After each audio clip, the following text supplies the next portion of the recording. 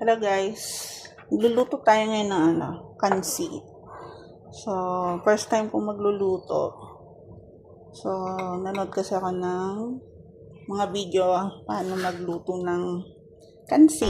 So, ngayon meron akong nakuhang batuan.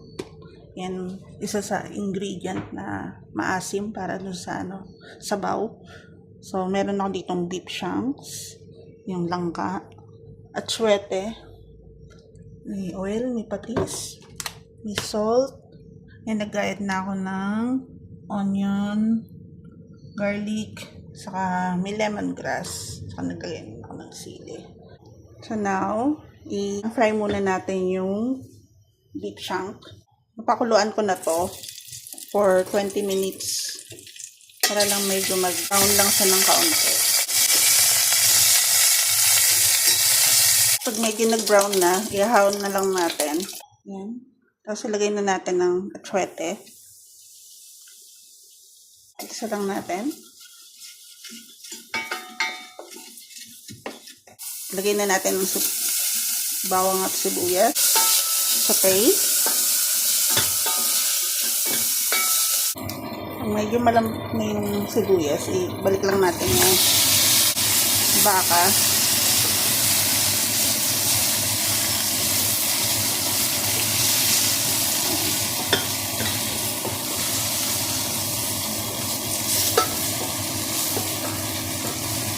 Yan ng asin, patis.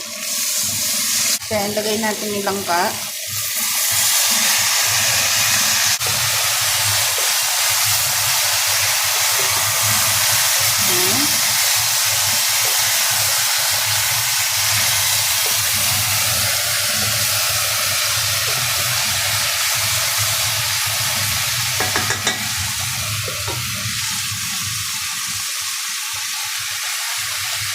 Lagay natin yung pinagpakuluan.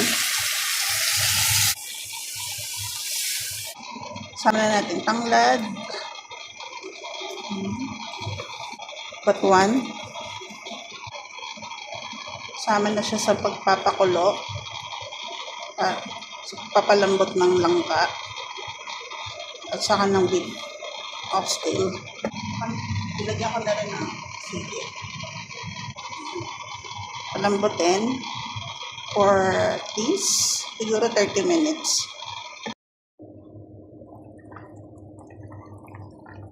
Natin yung sabaw. Check natin yung ating baka kung malambot na.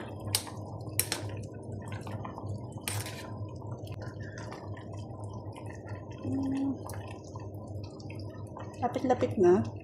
Kaya konti pa siguro. Yung batuan, i-mash natin para yung asim niya kumalat sa sabaw. Ayan. Yung tangka medyo okay na rin. Pero kailangan pa ng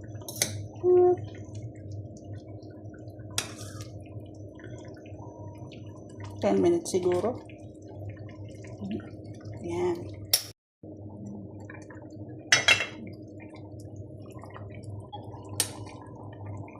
Okay na to.